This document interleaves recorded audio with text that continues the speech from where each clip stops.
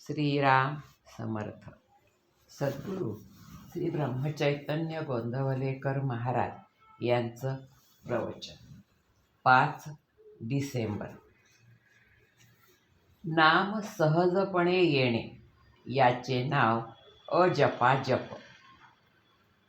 एक चांगला गृहस्थ होता. त्याला कसलेही व्यसन नव्हते. त्या गावात एक दिवस एक बुवा आला. या सद्गृहस्थाला भविष्याचा नाद होता. त्याला कुणी सांगितले की हे आलेले बुवा भविष्य अतिउत्तम सांगतात. तो त्यांना भेटायला गेला, परंतु ते गांजा ओढीत होते. त्याला काही तो वास सहन झाला नाही.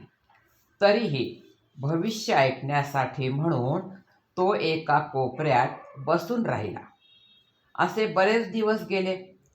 होता होता त्याला बुवा फार आवडू लागले. त्याप्रमाणे तो रोज तिथे जात असे. एक दिवस बुवांनी सांगितले म्हणून त्याने चिलमीत निखारा ठेवला.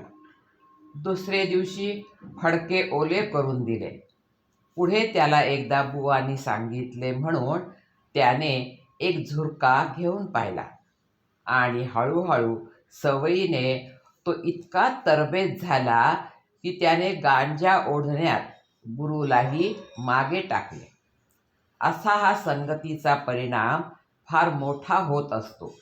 ज्याची संगत केली असता भगवत प्रेम प्रगट होते तो संत जाणावा. अशांची संगती केव्हा होईल ही तळमळ असावी. श्री रामप्रभूला आवडणारे नाम घेऊन मारुतीरायांनी त्याला आपलासा करून घेतला. ते नाम तुम्ही अत्यंत श्रद्धेने घ्या. भगवंताला आपलासा करून घेणे तुम्हालाही अगदी शक्य आहे.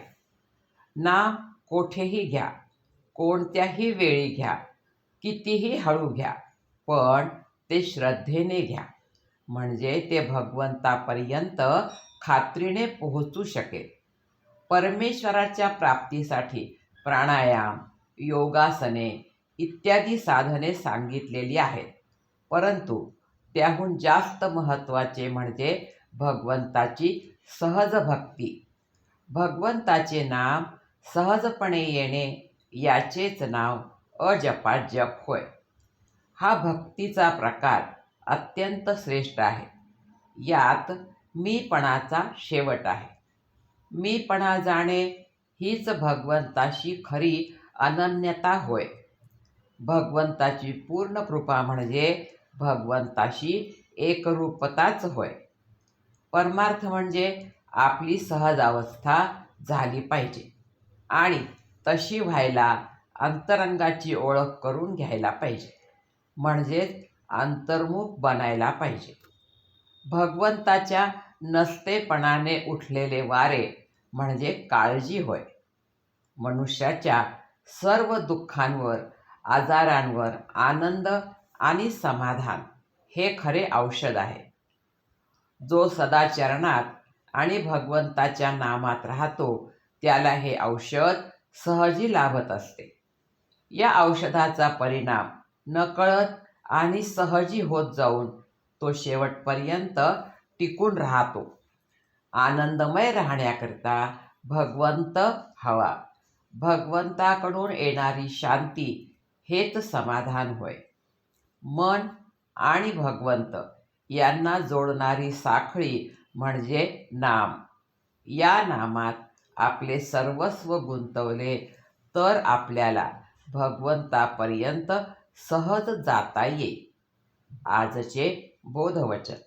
नामाच्या आनंदाचा झटका आला की मनुष्य स्वतःला विसरेल आणि जगाला सुद्धा विसरेल. जानकी जीवन स्मरण. जय जय राम. श्रीराम समर्थ.